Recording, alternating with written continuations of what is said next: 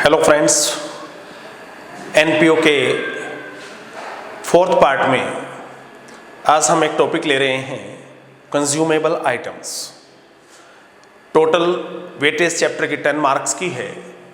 6 marks का एक full fledge question आता है और एक क्वेश्चन 3 मार्क्स में आने के जो चांस रहते हैं वो जनरली आज का जो हमारा टॉपिक है उसमें से आने के चांसेस बहुत ज़्यादा रहते हैं। बाय द वे, अगर वो मिस हो जाता है तो फिर सब्सक्रिप्शन और फंड बेस्ड अकाउंटिंग का नंबर उनके बाद आता है।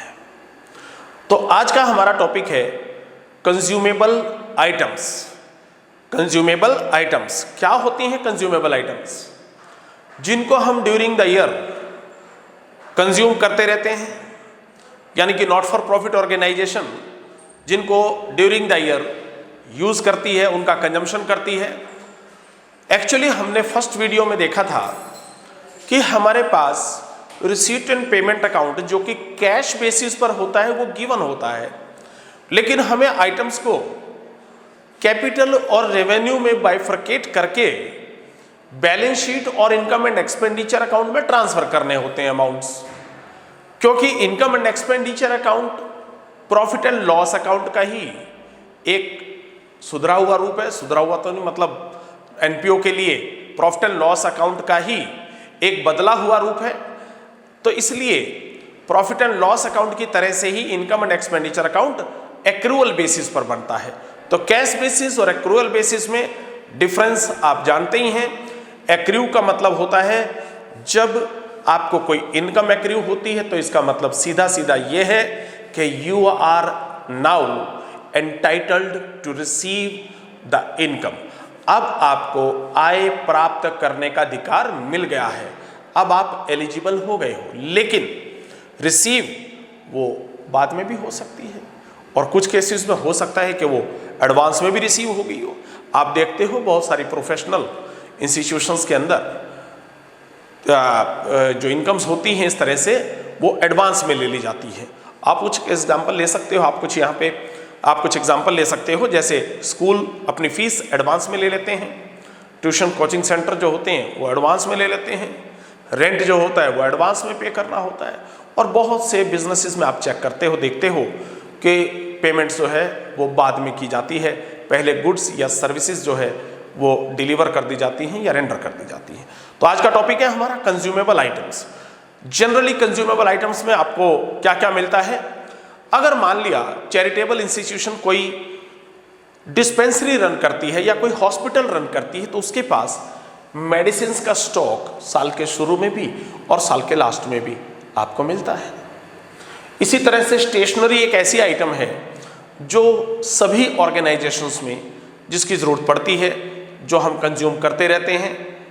इसी तरह से अगर मान लिया आपका एंटरटेनमेंट क्लब है, वो कोई कैंटीन टाइप में कुछ रन करता है तो वहाँ पे फूड स्टफ आइटम्स हो सकती हैं आपकी, तो फूड स्टफ्स भी आपकी कंज्यूमेबल आइटम हो सकती हैं।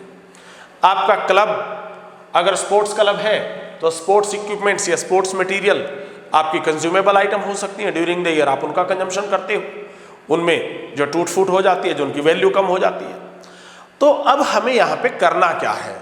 सवाल ये उठता है कि हमें रिसीट एंड पेमेंट अकाउंट में पेमेंट साइड में गिवन होता है कि हमने उस आइटम के लिए कैश में पेमेंट कितनी कर दी है। लेकिन अब कैश में अगर हमने पेमेंट की है ड्यूरिंग द ईयर तो जरूरी तो नहीं कि जितनी हमने कैश में पेमेंट की है ड्यूरिंग द ईयर उतनी ही आइटम हमने कंज्यूम की हो। ऐसा भी तो हो सकता है कि लास्ट ईयर की कोई पेमेंट आउटस्टैंडिंग हो, यानी कि क्रेडिटर्स इन द बिगिनिंग पिछले साल के हों जिनसे हमने गुड्स तो पहले ही ले ली हो, लेकिन पेमेंट हम इस साल कर रहे हैं तो वो तो इस साल की पेमेंट नहीं हुई, उसको तो माइनस कर दीजिए। वो गुड्स आपको इस साल में तो नहीं मिली होंगी क्योंकि क्रेडिटर्स वो पहले ही बन चुके थे। तो क्रेडिटर्स तभी बनते हैं जब गुड्स उन्होंने दे दी होंगी, तो लास्ट ईयर गुड्स आप ले चुके हैं। इसी तरह से ऐसा भी हो सकता है कि आपने इसी वर्ष कुछ एडवांस दे दिया हो जिन गुड्स की सप्लाई आपको नेक्स्ट ईयर मिलनी हो, यानी कि advance at the end of the year.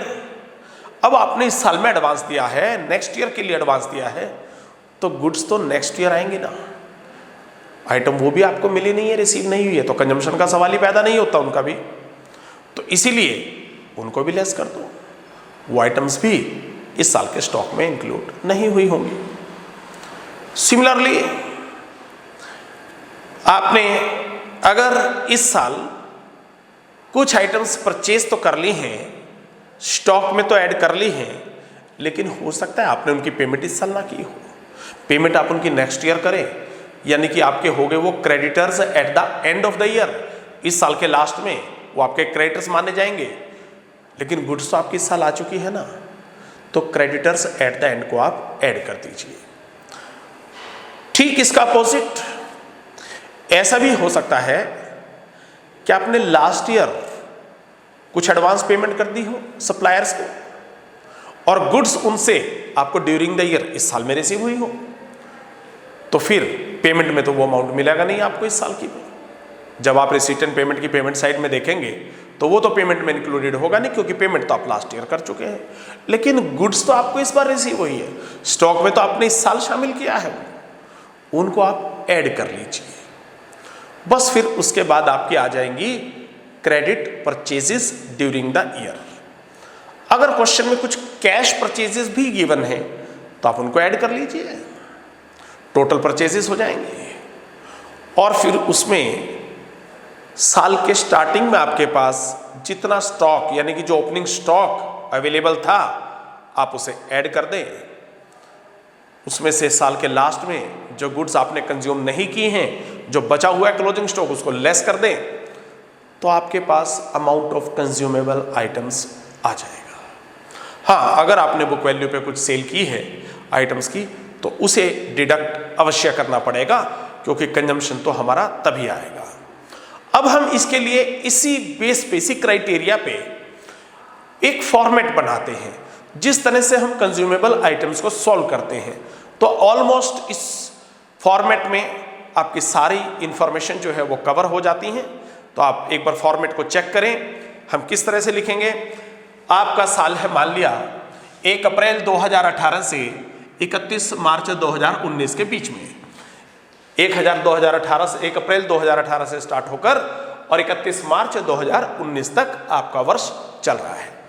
आपको क्या निकालना है? ड्यूरिंग द ईयर आपने कितना अमाउंट कंज्यूम किया है, आइटम की जो आपने आइटम कंज्यूम की है उनकी वैल्यू ड्यूरिंग द ईयर कितनी रही है कंजम्पशन की, क्योंकि वही आपका एक्सपेंडिचर होगा एक्रूअल बेसिस पे, और वही एक्सपेंडिचर आपको एक्सपेंडिचर साइड में शो करना है इनकम एंड एक्सपेंडिचर अकाउंट के।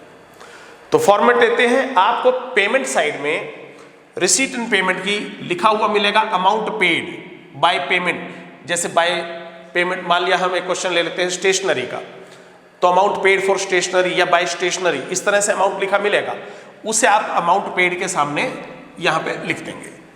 अब आप क्या ऐड करेंगे? आप ऐड करेंगे वो दो आइटम्स जिनसे गुड्स आपको ड्यूरिंग द ईयर मिली है, लेकिन पेमेंट आपने कैश में अभी नहीं की थी। तो यानी कि अमाउंट पेड में पेमेंट शामिल नहीं है, लेकिन गुड्स आपको इस साल में रिसीव हुई है।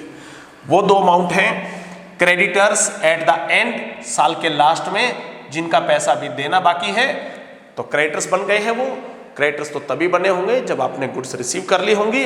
इसका सीधा सा मतलब है कि ड्यूरिंग द ईयर आपको ये गुड्स रिसीव हो चुकी है, इनको ऐड कर दो। ऐसी एडवांस इन द बिगनिंग, यानी कि लास्ट ईयर पिछले साल में ही आपने कुछ एडवांस पेमेंट कर दी थी, तो बहुत चांस हैं कि इस साल में आपको वो गुड्स रिसीव हो चुकी होंगी, तो उनको भी हम ऐड कर लेते हैं, क्योंकि ये गुड्स इस साल में रिसीव हुई है। तो ये दोनों जो हमने ऐड किए आइटम्स, इनसे हमारे पास इस साल में गुड्स आ चुकी हैं, लेकिन पेमेंट हमने ड्यूरिंग द ईयर इनकी नहीं की थी।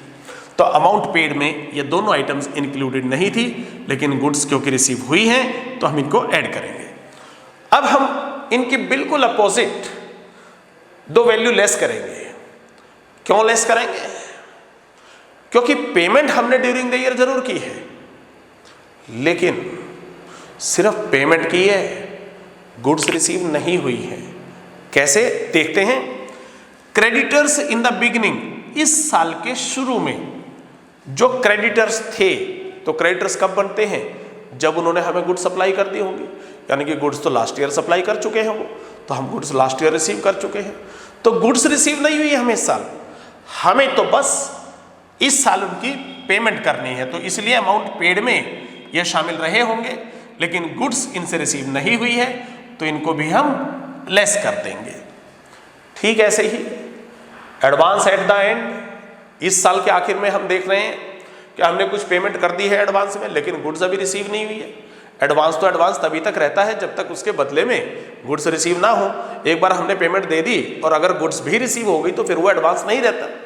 तो अगर एडवांस एट द एंड है, साल के लास्ट में भी वो अमाउंट एडवांस दिया हुआ है, खड़ा है एडवांस के रूप में, तो इट मीन्स अभी वो गुड्स आपको रिसीव नहीं हुई है, तो इसे भी आप लेस कर दें, क्योंकि पेमेंट आपने ड्यूरिंग द ईयर जरूर की है। तो पहले नंबर पे जो अमाउंट पेड था उसमें ये अमाउंट भी इंक्लूडेड है, शामिल है, लेकिन गुड्स रिसीव ना होने की वजह से इनको भी आपने माइनस कर दिया। अब इस तरह से आपकी आ जाएंगे credit purchases during the year, जो क्रेडिट में आपने आइटम्स परचेज किए हैं। इसके अलावा कभी कभी कुछ क्वेश्चनों में पेमेंट साइड में ही कैश परचेजेस अलग से गिवन होती है। कैश परचेजेस अगर अलग से गिवन है तो फिर आप उनको यहां पे ऐड कर लीजिए क्रेडिट परचेजेस में। इनको ऐड करने के बाद हो जाएंगे total purchases during the year जो आपकी हुई है।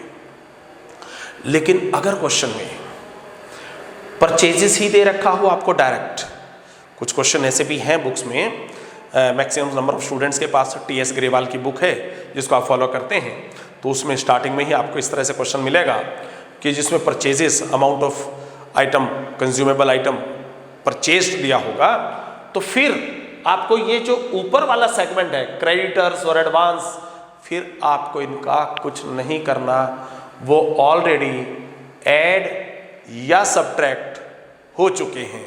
आप डायरेक्ट क्वेश्चन को यहां से परचेजेस से स्टार्ट करेंगे।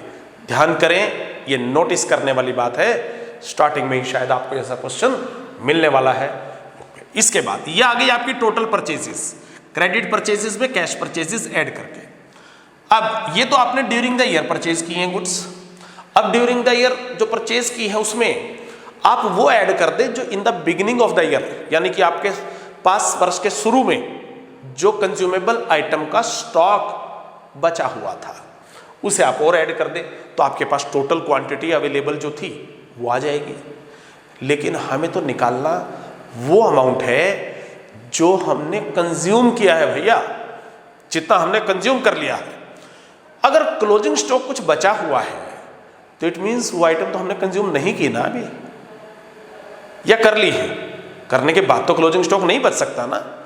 तो क्लोजिंग स्टॉक को आप लेस करेंगे, तो लेस कर दें closing stock, stock at the end of the year, date wise दिया होता है, तो आप डेट से ओपनिंग और क्लोजिंग की पहचान कर सकते हैं इजीली। 12th क्लास में है, कोई ऐसा इशू है नहीं कि आप डेट को पहचान करके ये भी ना जान पाए कि ओपनिंग कौन सा है और क्लोजिंग कौन सा है। तो यहां तक आपकी आ जाएगी आइटम कंज्यूम्ड। लेकिन अगर ड्यूरिंग द ईयर कुछ पार्ट उसमें से आपने सेल कर दिया है तो उसकी बुक वैल्यू, सिर्फ ध्यान करें, उसकी बुक वैल्यू आपको डिडक्ट करनी है, और यह आइटम आपको ज़्यादा मिलने वाली नहीं है, एक दो जगह मिलेगी, वहाँ पे उसके लिए हमने फॉर्मेट में इसको इंक्लूड किया है। तो book value of item sold, ध्यान करें, book value of item sold. अगर बुक वैल्यू से ज़्यादा में बेची है तो जो प्रॉफिट है, डिफरेंशियल पार्ट, वो इनकम साइड में चला जाएगा, इनकम एंड एक्सपेंडिचर अकाउंट की, जनरल इनकम की तरह से। और अगर बुक वैल्यू से कम पे सेल की है तो वो लॉस एक्सपेंडिचर साइड में चला जाएगा आपके इनकम एंड एक्सपेंडिचर अकाउंट की। ये बात ध्यान रखने की है। आपको यहाँ पे केवल बुक वैल्यू नोटिस में लेनी है, बुक वैल्यू को आपने लेस करना है जो आइटम आपने बेची है, कंज्यूमेबल आइटम का जो पार्ट आपने सेल किया है ड्यूरिंग द ईयर। तो इसको लेस करने के बाद अब आपका जो अमाउंट बचेगा वो आपका अमाउंट होगा कंज्यूमेबल आइटम का कंजम्पशन ड्यूरिंग द ईयर, और ये आपने ड्यूरिंग द ईयर कंज्यूम किया है, यह आपकी चैरिटेबल ऑर्गेनाइजेशन का खर्चा है। इसे आप एक्सपेंडिचर साइड में शो करेंगे इनकम एंड एक्सपेंडिचर अकाउंट की। अब क्योंकि काफ़ी स्टूडेंट्स के पास बुक्स नहीं हैं, तो हम एक टीएस ग्रेवाल की बुक से एक 25th क्वेश्चन है 2019 एडिशन का, आप अपनी बुक्स जिनके पास हैं वो चेक कर सकते हैं, और जिनके पास बुक्स नहीं हैं वो यहाँ से बोर्ड पे मैंने स्टेटमेंट लिखी है पूरी, तो यहाँ से देख सकते हैं। 2019 edition TS Grewal, question number 25। उसने डेट के अकॉर्डिंगली दे रखा है 1 अप्रैल 2018 और 31 मार्च 2019। मैंने उनको यहाँ पे ओपनिंग और क्लोजिंग के नाम से डायरेक्ट ही लिख लिया है। तो opening stock of stationery 30,000, opening balance of creditors साल के शुरू में जो हमने देना था 20,000 रुपया, एडवांस इन द बिगिनिंग साल के शुरू में जो हमने एडवांस दे रखा था, जिसकी गुड्स हमने इस साल रिसीव की होगी, और ये है आपका amount paid for stationery during the year. ये आपको पेमेंट साइड में मिलने वाला है, ये पेमेंट साइड में आपको नजर आएगा फुल फ्लेज क्वेश्चंस जब आप करेंगे तो। उसके बाद ऐसे closing stock of stationery, closing creditors और एडवांस एट द एंड। अब हमें इस फॉर्मेट के अकॉर्डिंगली इन आइटम्स को प्लेस करके इनकी वैल्यूज और consumption during the year calculate करना है। तो हम इसमें सबसे पहले कहां चलेंगे? अमाउंट पेड फॉर स्टेशनरी 1,08,000 रुपए। तो अमाउंट पेड के सामने आप यहां पर आएंगे, लिखेंगे 1,08,000 rupees amount paid for stationery. ये है पेमेंट जो आपको नजर आएगी पेमेंट साइड में, रिसीट एंड पेमेंट अकाउंट की। अब अगली आइटम है हमारी क्रेडिटर्स एट द एंड, जिनसे गुड्स ड्यूरिंग द ईयर मिल गई थी, पेमेंट नहीं की है, वो है क्रेडिटर्स एट द एंड। तो credit closing balance of creditors, ये रहा आपका creditors at the end 13,000 rupees. तो यहां इनर कॉलम में लिख लेते हैं 13,000। इन दोनों आइटम्स को टोटल करके एक बार में ऐड कर देंगे आसानी के लिए। तो क्रेडिटर्स एट द एंड, जिनका पैसा देना है, पैसा पेमेंट नहीं दी है लेकिन गुड्स रिसीव कर चुके हैं, तो इनको ऐड कर दीजिए, गुड्स आ चुकी है। नेक्स्ट आइटम है advance in the beginning.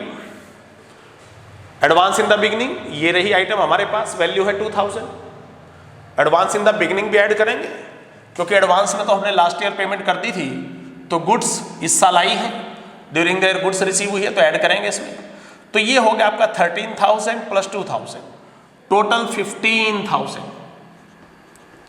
1,08,000 plus 15,000, यहां पे आपका टोटल हो गया 1, 2, 3, 1,23,000। नेक्स्ट, अब हमें वो दो आइटम लेस करनी है जिनकी गुड्स इस साल रिसीव नहीं हुई है, बस हमने कैश में पेमेंट की है, गुड्स नहीं की रिसीव, तो उनको निकाल दीजिए कैश पेड में से, अमाउंट पेड में से। कौन कौन से अमाउंट है वो? क्रेडिटर्स इन द बिगिनिंग, साल के शुरू में जो क्रेडिटर्स थे, यानी कि गुड्स तो हम लास्ट ईयर रिसीव कर चुके थे। तो ये रहा आपका opening balance of creditors. Creditors in the beginning amount है 20,000, तो यहां इसके सामने नोट कर देंगे आप 20,000 रुपीज। एक और लेस करेंगे आइटम हम, जो गुड्स इस बार रिसीव नहीं हुई है लेकिन पेमेंट हुई है during the year. Advance at the and, इस साल आपने एडवांस पे कर दिया लेकिन गुड्स अभी आपको रिसीव नहीं हुई है, तो एडवांस एट द एंड। तो ये रहा आपका एडवांस एट द एंड, सबसे लास्ट आइटम है क्वेश्चन में 3,000।